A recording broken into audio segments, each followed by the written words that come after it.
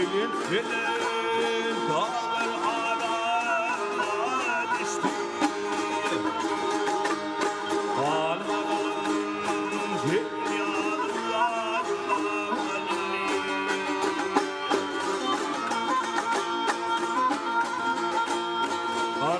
Kaçan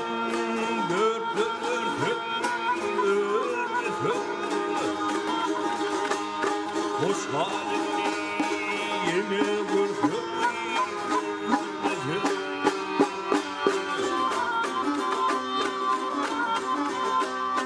Yedim bilen göklandır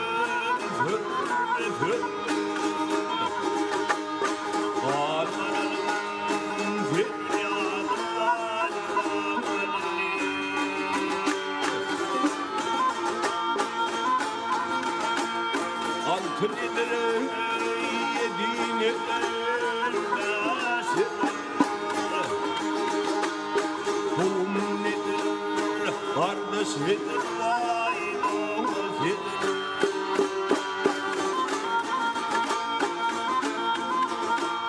Gümbürtüne akar mali yaşedir.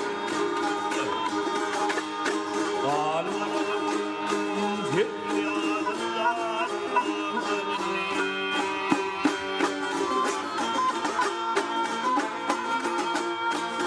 asık hemraya düştü yaşam yoluna.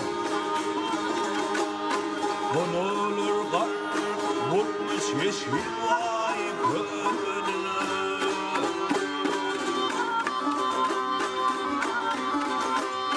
Masoy zaman hal hayaller yoluna. Varlarım fedyalar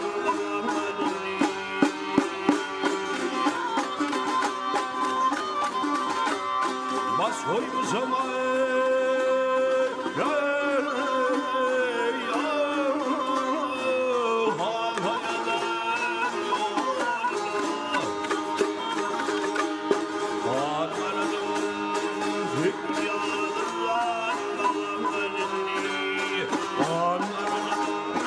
Anladım,